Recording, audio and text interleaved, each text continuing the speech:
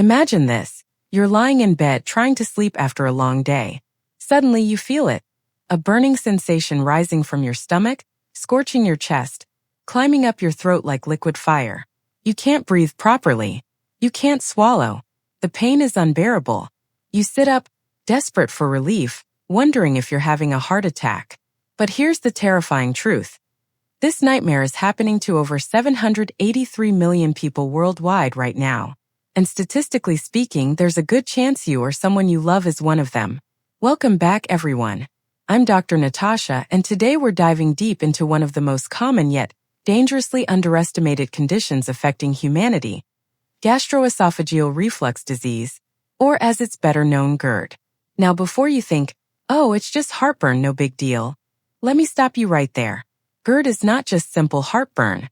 It's a chronic, progressive condition that, if left untreated, can lead to esophageal cancer, Barrett's esophagus, severe respiratory problems, and a complete destruction of your quality of life. And here's what really gets me. Approximately 30 to 40% of people taking medication for GERD still experience symptoms. Can you believe that? So buckle up, because over the next 25 minutes, I'm going to tell you everything you need to know about GERD, the causes, the symptoms, the treatments, and most importantly, what you can do right now to take control of your health. Trust me, by the end of this video, you'll never look at that burning sensation in your chest the same way again. Section 1. What is GERD? The cold, hard facts. Let's start with the basics, shall we? GERD stands for gastroesophageal reflux disease. Now, I know that's a mouthful, literally and figuratively, so let me break it down in a way that makes sense. Your stomach produces acid. Lots of it. This acid is incredibly powerful. It can dissolve metal if given enough time. It's designed to break down the toughest foods you eat. Normally, there's a muscular valve called the lower esophageal sphincter, or LES, that acts like a gatekeeper between your esophagus and your stomach. Think of it as a one-way door. Food goes down into the stomach, and the door closes behind it. But here's where the problem starts. When that LES valve doesn't work properly, maybe it's too weak, or it relaxes when it shouldn't, stomach acid starts flowing backward into your esophagus. And folks, your esophagus was not designed to handle acid. Unlike your stomach, which has a protective lining, your esophagus is delicate tissue that can be damaged and burned by acid exposure. Now, here's a statistic that should wake you up. The global prevalence of GERD is approximately 14%. That's almost 1 in every 7 people. In North America, it's even worse, with numbers ranging from 18% to 28% of the population. We're talking about tens of millions of people suffering with this condition. And get this, between 1990 and 2019, the number of GERD cases worldwide increased by over 77%. That's not a typo. 77%. The question we need to ask ourselves is, what's happening to our modern lifestyle that's causing this explosion of digestive destruction? Section 2. The root causes. Why is this happening to you? Alright, so now you're probably wondering, Dr. Natasha, why me? Why is my body doing this to me? Well, let me tell you, GERD doesn't just happen randomly. There are specific, identifiable causes, and understanding them is the first step toward healing. First and foremost, lower esophageal sphincter dysfunction. This valve we talked about earlier can weaken for several reasons. Sometimes it's due to a hiatal hernia. That's when part of your stomach pushes up through your diaphragm into your chest cavity. Imagine trying to close a door when someone's foot is stuck in it. That's essentially what a hiatal hernia does to your LES. But here's where it gets interesting, and by interesting I mean frustrating. There are so many lifestyle factors that contribute to GERD that you might not even realize. Let me list them for you. Obesity. Here's the brutal truth. Excess weight, especially around your abdomen, puts pressure on your stomach, literally squeezing acid up into your esophagus. Studies show that people with a higher BMI have significantly higher rates of GERD. So when I tell patients to lose weight, it's not about vanity, it's about survival. Smoking. If you smoke, you're essentially giving yourself GERD on a silver platter. Nicotine weakens the LES, decreases saliva production, which normally helps neutralize acid, and impairs muscle reflexes in the throat. Oh, and it also slows down the healing process if your esophagus is already damaged. Still think cigarettes are worth it? Dietary triggers, this is huge. Certain foods are like pouring gasoline on a fire when it comes to GERD. I'm talking about coffee, alcohol, chocolate, fatty foods, spicy foods, citrus fruits, tomatoes, and carbonated beverages. And before you say, "But Dr. Natasha, that's everything I love." Trust me, I know. But your esophagus doesn't care about your love for pepperoni pizza and red wine. It cares about not being burned by acid. Medications, this one surprises people. Certain medications can actually cause or worsen GERD. NSAIDs like ibuprofen, calcium channel blockers for blood pressure, benzodiazepines for anxiety, and even some asthma medications can relax your LES or irritate your stomach lining. Always, and I mean always, discuss your medications with your doctor if you're experiencing reflux symptoms. Pregnancy. Ladies, if you've been pregnant, you probably already know this. As the baby grows, it puts pressure on your stomach, pushing acid upward. Plus, hormonal changes during pregnancy can relax the LES. It's temporary, but it's miserable while it lasts. And here's something most people don't realize: stress. Chronic psychological stress has been shown in multiple studies to be a predictable and modifiable cause of GERD. When you're stressed, your body produces more stomach acid, delays gastric emptying, and can even increase your perception of pain. So when people say it's all in your head, they're partially right, but that doesn't make the physical damage any less real. Section 3. Symptoms, your body's distress signals. Now let's talk about symptoms, because here's where things get tricky. GERD is like that annoying friend who shows up uninvited in different disguises. You never quite know what you're going to get. The classic symptoms are ones you've probably heard of. Heartburn. That burning sensation in your chest that usually happens after eating. It can last from a few minutes to several hours, and it often gets worse when you lie down or bend over. Some people describe it as feeling like someone poured hot lava down their throat. Fun times, right? Regurgitation. This is when stomach contents, food, liquid, or acid, come back up into your mouth or throat. It often tastes sour or bitter, and it can happen without warning. You might be in a meeting, on a date, or just trying to enjoy a movie, and suddenly, surprise! Your stomach decided to make a return appearance. Dysphagia. That's the medical term for difficulty swallowing. If you feel like food is getting stuck in your chest or throat, that's a red flag. Chronic acid exposure can cause scarring and narrowing of the esophagus, making it physically difficult for food to pass through. But here's where it gets really interesting, and by interesting I mean scary.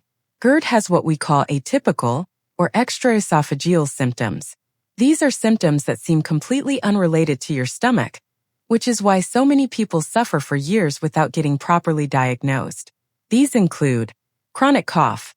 If you have a persistent cough that won't go away, especially one that's worse at night or after eating, GERD could be the culprit. The acid irritates your airways, triggering a cough reflex. Laryngitis and hoarseness. Remember famous baseball player Jim Palmer? He thought he had chronic laryngitis for years before finally being diagnosed with GERD. And just recently, SNL star Kenan Thompson opened up about how GERD was affecting his voice during performances. He said, "I would get this horrible burning pain in the middle of my chest, and it would affect my sleep because it would happen over and over throughout the night." The poor guy was burping up acid in his sleep. Asthma-like symptoms. Acid in the esophagus can trigger bronchospasm, causing wheezing and shortness of breath that mimics asthma. Dental erosion. Your teeth's worst enemy? Stomach acid. Repeated acid exposure can literally dissolve the enamel on your teeth, leading to sensitivity, cavities, and expensive dental bills. Chest pain. Here's the terrifying one: GERD can cause chest pain that's so similar to a heart attack that people end up in the emergency room thinking they're dying. And honestly, it's better to be safe than sorry, but it's also important to know that not all chest pain is cardiac. Section 4. Celebrity stories. They're just like us. Speaking of SNL's Kenan Thompson, let's talk about how even rich and famous people suffer from GERD, because sometimes it helps to know you're not alone in this misery, right? Kenan Thompson, the longest-running cast member in SNL history, recently went public with his GERD diagnosis in 2024. He described years of silent suffering, horrible burning pain, acid reflux affecting his sleep, and voice hoarseness that impacted his performances. He said, "It was like silent suffering. I don't know if I was necessarily embarrassed to talk to a doctor. I just didn't know if I needed to. Sound familiar? That's the story for millions of GERD sufferers. Then there's Ashlee Simpson. Remember her infamous Saturday Night Live lip-syncing incident in 2004? Her manager explained afterwards that she had a severe case of acid reflux that affected her singing, so she'd received a cortisone shot. The acid reflux was so bad that day she literally couldn't perform. Former President Bill Clinton has a long history of GERD. Initially thought to be chronic laryngitis from allergies, he was eventually properly diagnosed and put on proton pump inhibitors. Even baseball legend Jim Palmer suffered for years, thinking his frequent heartburn was normal, until it started affecting his broadcasting career. He lost his voice completely before finally seeking help. The point? GERD doesn't discriminate. It doesn't care if you're rich or poor, famous or unknown, young or old. It affects everyone, and it's time we stop treating it as something to just deal with, and start treating it as the serious medical condition it is. Section 5, Complications. What happens if you ignore it? Now I need to get serious with you for a moment. I know I've been somewhat lighthearted about some of this, but GERD is no joke when left untreated. The complications can be severe, life-altering, and in some cases deadly. Erosive esophagitis. Chronic acid exposure causes inflammation and ulceration of the esophageal lining. This is painful, it causes bleeding, and it can make eating absolutely miserable. Esophageal stricture. Repeated injury and healing creates scar tissue that narrows your esophagus. Food gets stuck. You can barely swallow. Sometimes surgical intervention is needed to stretch the esophagus back open. Barrett's esophagus. This is the big one, folks. Barrett's esophagus occurs in 6% to 12% of GERD patients, and it's a precancerous condition. The cells lining your esophagus actually change, a process called metaplasia, in response to chronic acid exposure. While not everyone with Barrett's develops cancer, it significantly increases your risk. Esophageal adenocarcinoma. This is the cancer we're trying to prevent. Men with long-standing GERD symptoms have a 23% incidence of Barrett's esophagus compared to 14% in women. And Barrett's can progress to dysplasia and eventually to cancer. The survival rates for esophageal cancer are not great, which is why prevention and early intervention are so critical. Respiratory complications. Acid can be aspirated into your lungs, causing pneumonia, worsening of asthma, chronic bronchitis, and even lung fibrosis in severe cases. Dental problems. Thousands of dollars in dental work because your tooth enamel has been eroded away. So please, I'm begging you, don't ignore your symptoms. Don't wait until it's too late.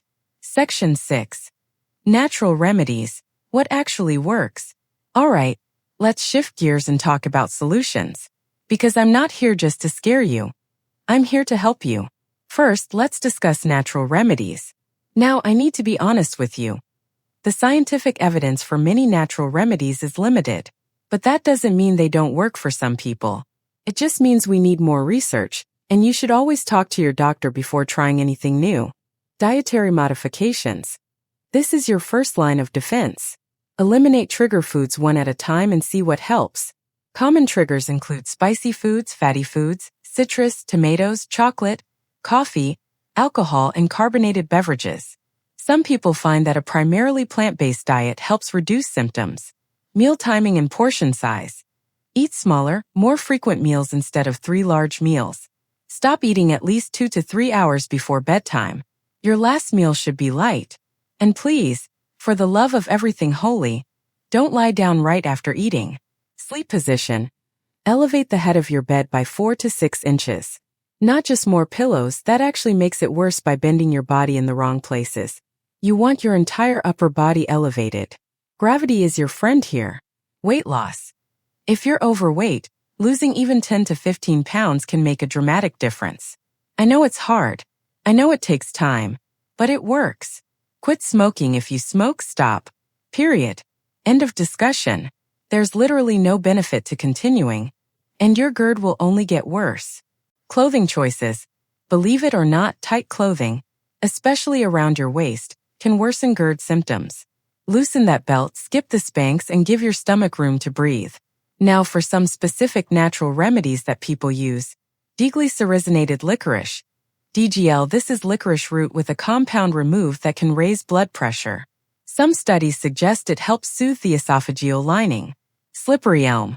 Contains mucilage that coats and protects the esophagus. One study showed that 50% of participants were able to reduce their PPI medication use when taking a formula containing slippery elm. Chamomile tea has anti-inflammatory and soothing properties that may help with esophageal irritation. Melatonin. Your gut produces melatonin too, not just your brain. Some research suggests melatonin supplementation may help with GERD symptoms. Probiotics. There's emerging evidence that gut bacteria play a role in GERD, and probiotics might help balance your gut microbiome. Aloe vera juice may soothe the esophagus and reduce inflammation, though research is limited. Ginger has natural anti-inflammatory properties and may help with digestion and nausea. Baking soda. Sodium bicarbonate can temporarily neutralize stomach acid. Mix 1/2 teaspoon in 4 ounces of water. But this is not a long-term solution and can have side effects if overused. Section 7. Medical treatments. When natural isn't enough. Now let's talk about the medical treatments because sometimes lifestyle changes and natural remedies aren't enough, and that's okay. Modern medicine exists for a reason. Over-the-counter medications. Antacids. These neutralize stomach acid. Brands like Tums, Maalox, and Pepto-Bismol provide quick but temporary relief. They work fast but don't last long, usually just 30 minutes to an hour. H2 receptor antagonists. H2RAs. These medications reduce acid production by blocking histamine receptors in the stomach. Common ones include famotidine, Pepcid, cimetidine, Tagamet, and ranitidine, which was pulled from the market due to contamination concerns. They work longer than antacids but aren't as powerful as PPIs. Prescription medications. Proton pump inhibitors. PPIs. These are the big guns. PPIs like omeprazole, Losec, lansoprazole, Prevacid, pantoprazole, Pantaloc, esomeprazole, Nexium, and rabeprazole, Period, block the enzyme that produces stomach acid. They're highly effective, providing about 56 to 76% relief of symptoms and 80 to 85% recovery rate for esophageal lesions. But, and this is a big but long-term, PPI use has been associated with some concerning side effects. Increased risk of bone fractures, kidney disease, infections including C. diff, vitamin B12 deficiency, and potentially even cognitive decline.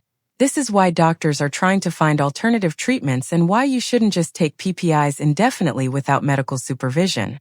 Newer medications like Voquezna, the medication Keenan-Thompson uses, are being developed with potentially fewer side effects. Prokinetics. These medications help your stomach empty faster, reducing the amount of acid available to reflux. When medication isn't enough. Surgical options. For severe cases that don't respond to medication, laparoscopic fundoplication surgery can be performed. This procedure wraps the top of the stomach around the lower esophagus to strengthen the barrier and prevent reflux. Studies show over 85% of patients remain symptom-free 5 years after surgery. Endoscopic procedures. Various minimally invasive procedures can be done through an endoscope to tighten the LES or create a barrier to reflux. The key is finding what works for you. GERD treatment is not one size fits all. You need to work with your healthcare provider to develop a personalized treatment plan. Section 8. Prevention, an ounce of prevention. So we've talked about treatment, but what about prevention? Because preventing GERD is always better than treating it. Here are my top prevention strategies. 1. Maintain a healthy weight. Keep your BMI in the normal range if possible. 2. Eat a balanced diet. Focus on whole foods, plenty of vegetables, lean proteins, and complex carbohydrates. Minimize processed foods, sugar, and unhealthy fats. 3. Avoid trigger foods. We've mentioned these multiple times: spicy, fatty, acidic, caffeinated, and alcoholic foods and beverages. 4. Practice portion control. Smaller meals put less pressure on your LES. 5. Time your meals right. Don't eat late at night. Give yourself 2 to 3 hours between eating and lying down. 6. Stay upright after eating. Take a walk, do some light activity, just don't lie down. You should definitely see a doctor if you experience heartburn or regurgitation more than twice a week. symptoms that persist despite over-the-counter medication, difficulty swallowing or pain when swallowing, unexplained weight loss, vomiting especially if there's blood, black tarry stools, this indicates bleeding in your digestive tract, chronic cough or asthma-like symptoms, hoarseness or voice changes that don't improve, chest pain. Always get chest pain evaluated to rule out cardiac issues. Remember, early intervention can prevent serious complications. Don't be like Kenan Thompson or Jim Palmer, suffering in silence for years before finally seeking help. Your health is too important. Closing, empowering and motivational. So, here we are at the end of our journey through the world of GERD. We've covered a lot of ground today, from the basic mechanisms of acid reflux to the complex cascade of complications, from celebrity stories to cutting-edge treatments, from natural remedies to prescription medications. But here's what I really want you to take away from this video. GERD is common, but it's not normal. It's treatable, but it requires action. It's manageable, but it demands commitment. You have the power to take control of your digestive health. Whether that means making dietary changes, losing weight, managing stress, taking medication, or having that long overdue conversation with your doctor. The choice is yours and the time is now. Remember, over 783 million people worldwide are dealing with GERD. You are not alone. You are not weak for seeking help. You are not overreacting by taking your symptoms seriously. And to anyone watching this who's currently suffering, whether you're experiencing burning pain right now, whether you've been up all night burping acid, whether you're afraid to eat because you know what's coming, I see you. Your pain is real. Your struggle is valid. And there is hope. Don't suffer in silence like so many have before you. Talk to your doctor. Try the lifestyle modifications we discussed. Explore treatment options. Join support groups. Share your story. Because every time someone like Kenan Thompson or Jim Palmer goes public with their GERD diagnosis, they give courage to thousands of others to seek help. Your health is your wealth, folks. Protect it. Cherish it. Fight for it. If you found this video helpful, please hit that like button and subscribe to my channel for more in-depth medical content. Share this video with anyone you know who might be suffering from GERD. You might literally change their life. Drop a comment below and let me know. Have you been diagnosed with GERD? What treatments have worked for you? What's your biggest struggle? Let's create a community of support and healing right here. Until next time, this is Dr. Natasha reminding you, listen to your body. It's trying to tell you something. Take care, everyone, and I'll see you in the next video.